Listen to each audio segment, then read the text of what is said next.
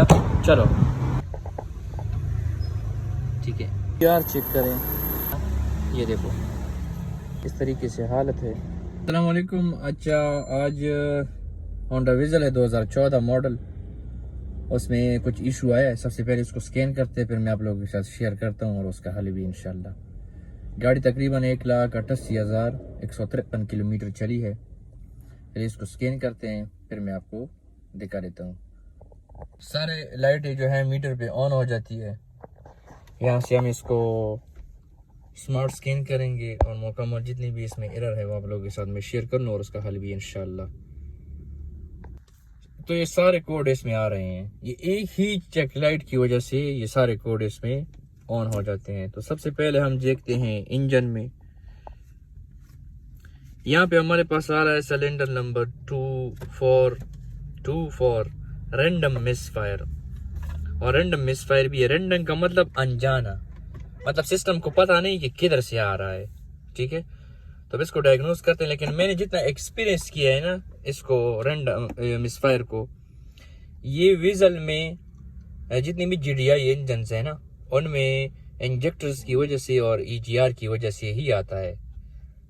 Random जो misfire है वो अक्सर EGR की वजह से आता है, और जो मिसफायर सिलेंडर वाला है इसका स्पार्क प्लग्स के साथ भी ताल्लुक है, इग्निशन कोयल के साथ भी, और ज्यादातर जो है ना इंजेक्टर्स का। तो चलो देखते हैं कि क्या बनता है इसका। ठीक है, तो ये है होंडा विज़ल 2014 मॉडल।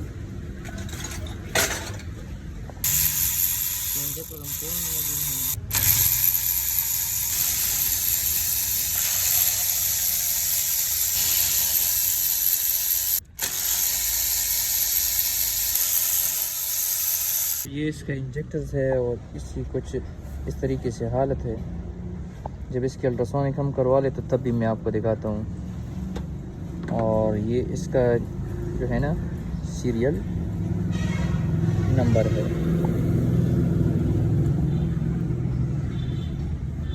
ये इसका दूसरा इंजेक्टर है, ये इसका तीसरा इंजेक्टर है, इसका 4वां इंजेक्टर है। अब जो मिसफायर थी वो 2 और 4 में थी। देखो ना, ये इसकी EGR की हालत है।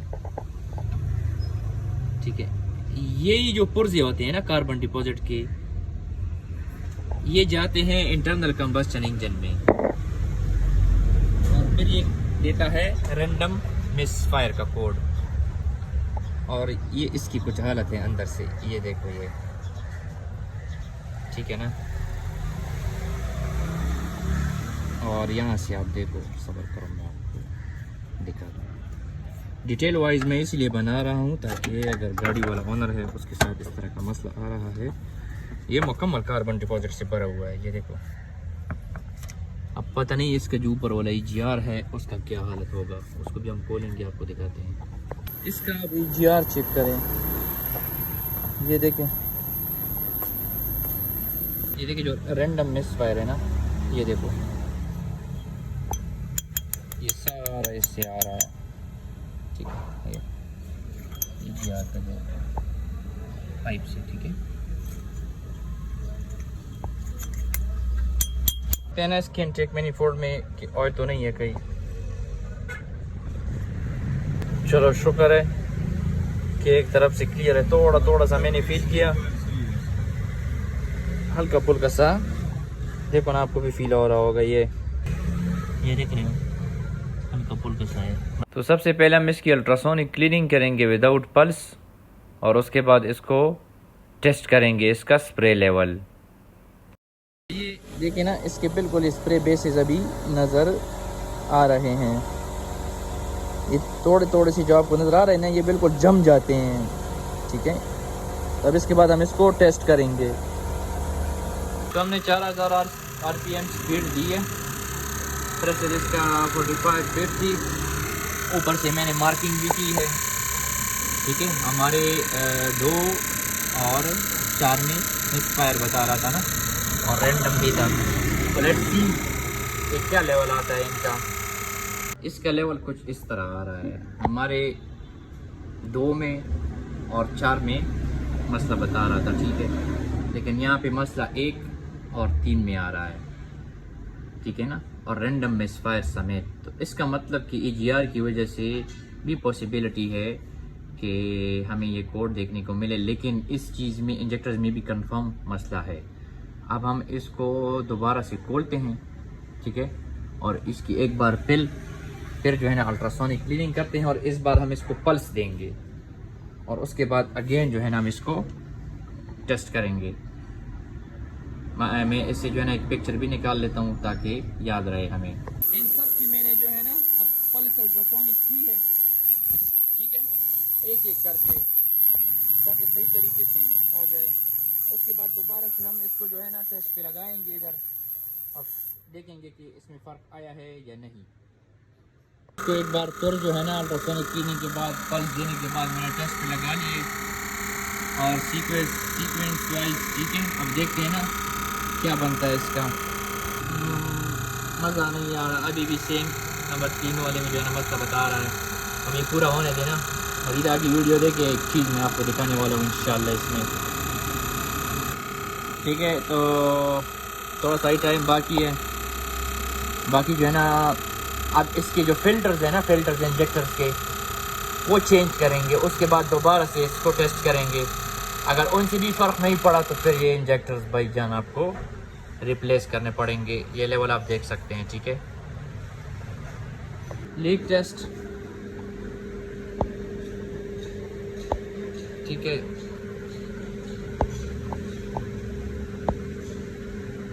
ये देखो ना,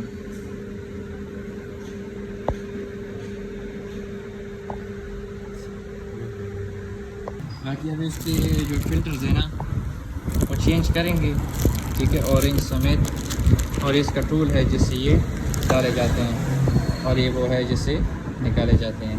तो लेट्स सी, आगे देखते हैं। ये इसका इंजेक्टर है, ये इसका ओरिंग है और ये इसका एक नायलॉन वाला ओरिंग है और ये इसका ऊपर वाला सील है, ठीक है। फिल्टर हमने निकाल लिया इससे, इसमें दूसरा फिल्टर डालेंगे, इन सब में डालेंगे, फिर इसको दोबारा से स्प्रे टेस्ट इसका करेंगे, ठीक है। ये नया वाला इसका फ़िल्टर है और ये वो पुराना वाला है, ठीक है।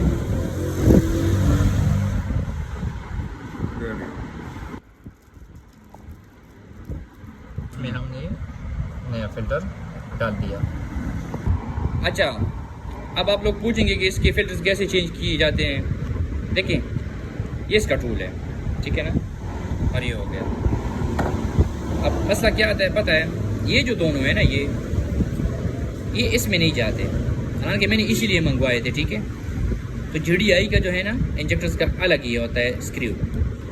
तो फिर मैंने क्या किया, मैंने एक पेच लिया, ठीक है, वहाँ पे इधर उस पर निशान लगा लिया ताकि पूरा हम इंजेक्टर में ना घुसा दे। हमने ओवर किलिंग नहीं करनी, थोड़ा सा घुसा दिया फ़िल्टर के हिसाब से। जैसे कि सपोज़ करो मैंने नाप लिया कि ये इतना है और फ़िल्टर को मैंने जो है ना इतना सा जो है उसमें इस हिसाब से उसमें अंदर घुसा दिया, ठीक है। इसको मैंने थोड़ा सा टाइट कर दिया। अब इसको जो है ना आपने थोड़ा सा ऐसे देखिए, आप मैं बताता हूँ, ठीक है। इसको आपने इस तरह थोड़ा सा हिलाना है, ठीक है, दोनों तरफ, ताकि वो अंदर से थोड़ा सा लूज़ हो जाए, ठीक है। उसके बाद सही मरहला आता है, आपने लगाना होगा जोर इस पे।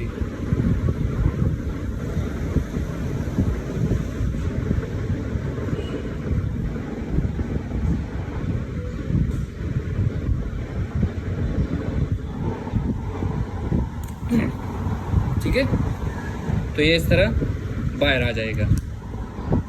फिर अगर एक बंदा कहे कि यार हमने जो है ना चेक करने के फ़िल्टर इससे कैसे निकलते हैं, तो भाईजान फ़िल्टर इससे ऐसे निकलते हैं, ये चेक नहीं की जाते। एक बार आपने खोल लिया ना तो इसको फिर आपने रिप्लेस ही करना होगा, ठीक है। अब हम इसको कर देते हैं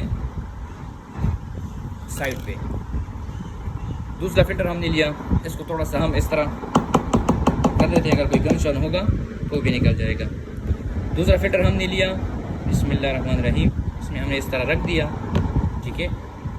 अब अगर ऊपर किसी चीज़ से इसको प्रेस करेंगे तो ये टूटेगा। तो इसका जो तरीका है ये आप देखिए, इधर फोकस करें थोड़ा सा, ठीक है। इसको आप ऐसे नीचे कर दें लेवल पे, ठीक है, लेवल पे हो गया, ठीक है, ऊपर से आप बिस्मिल्लाह चलो, और ये अंदर चला गया। 3 के तकरीबन हमने चेंज कर दिए, आखिरी बाकी है इंशाल्लाह, बस उसकी भी करते हैं, फिर उसके बाद अल्ट्रासोनिक पे लगाते हैं और आपको रिजल्ट चेक करवाते हैं कि आया फिल्टर चेंज करने से भी जो इसका मसला तो हल होता है या नहीं। अगर उससे भी नहीं हो रहा ना तो फिर भाईजान को इन्वेस्टमेंट करनी पड़ेगी, इसका फिर दूसरा हल नहीं है। ओके, दोबारा से हमने जो है ना इंजेक्टर लगा लिए, नए फिल्टर डाल के, अब इसका लेवल चेक करेंगे इंशाल्लाह। मेरे हिसाब से सेम हुआ मसला, मज़ा नहीं आया,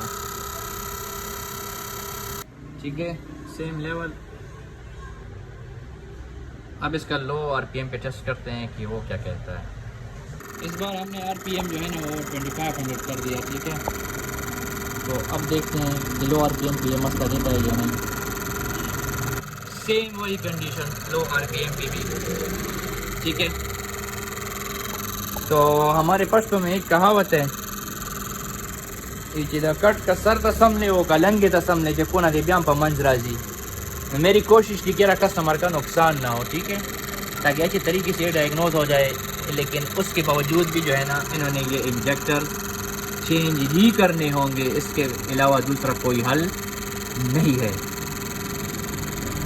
और ये अगर दोबारा से ये वापस लगाएंगे तो हो सकता है कुछ किलोमीटर्स के बाद ये मिस फायर का कोड दोबारा आएगा, क्योंकि इंजेक्टर जो है ना वो मिस बैलेंस है, ठीक है ना, कोई ज़्यादा स्प्रे दे रहा है, कोई कम दे रहा है।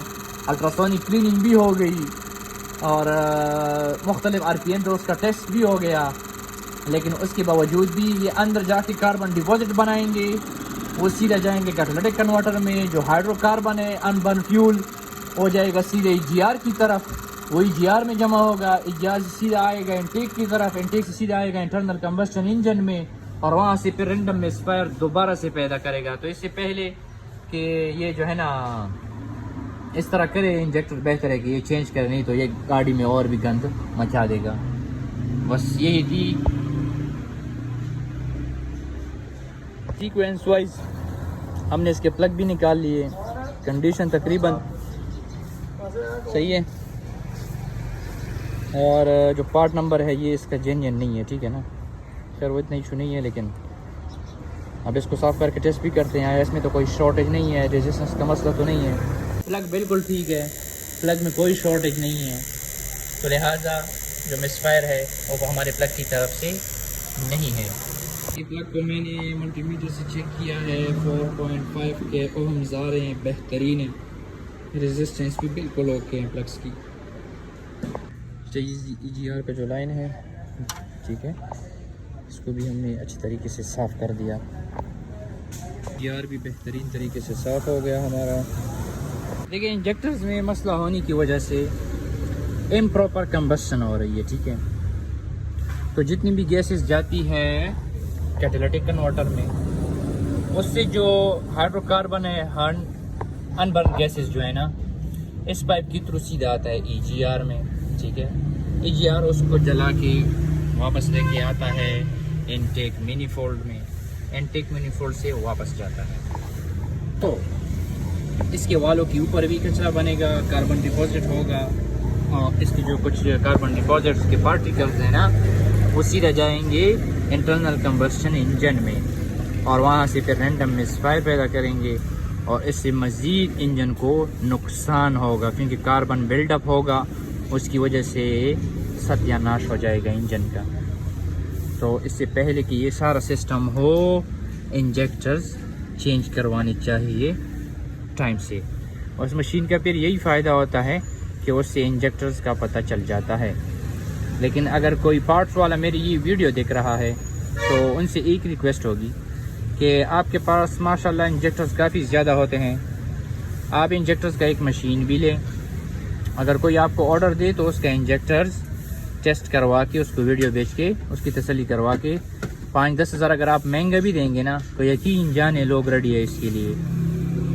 अब सपोज़ करो मैं किसी से इंजेक्टर्स मंगवाऊँ, ठीक है ना, एक तो वो वारंटी नहीं देंगे, कस्टमर कहेगा कि जब तक टेस्ट ना हो मैंने गाड़ी में नहीं लगाने, क्योंकि वाई आई स्पेंड 70,000 और मोर इवन आई डोंट नो कि इसमें कोई मसला है या नहीं, ठीक है। आंखें बंद करके कोई शिकार तो नहीं करता। तो अगर वो टेस्ट हो तो उसके बाद आई एम रेडी टू पे, और वो खुशी से अगर आप कहें कि सर ओके आपको दे देता है। तो ये सारा माजरा है, इस वजह से जो है ना फिर ये काम अटक जाते हैं। बस यही आपको मैसेज देना था। बाकी इसके बाद हम सारी फिटिंग वगैरह करके कंप्यूटर इसमें लगाएंगे, और इसका जो है ना मैं आपको लाइव डेटा स्ट्रीम में भी मिसफायर दिखा देता हूँ, ठीक है। फिटिंग वगैरह सारी हमने कर ली। दोबारा से इसको स्कैन करते हैं, फिर देखते हैं फॉल्ट कोड है, इन सबको हम क्लियर करेंगे। उसके बाद इसके फिर हम लाइव डेटा स्ट्रीम में जाएंगे और आप देखेंगे मिसफायरिंग हमारे सारे ख़त्म हो गए। थ्रॉटल वगैरह जो हमने साफ़ की थी उसकी करेंगे अब कैलिब्रेशन।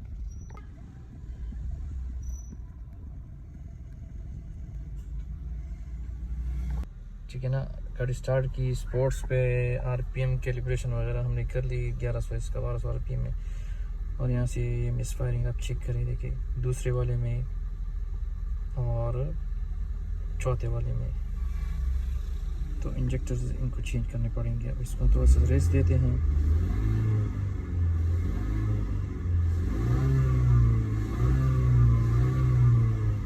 ये देख रहे हो ना, तो जब तक इसके इंजेक्टर चेंज नहीं होंगे ना इसका ये मसला सॉल्व नहीं होगा। तो लिहाजा उम्मीद करता हूँ वीडियो से आप लोगों ने बहुत कुछ सीखा होगा। ये वीडियो स्पेशल जो विज़र्स के ऑनर्स हैं ना उनके लिए। Okay, thanks for watching. Allah हाफिज़।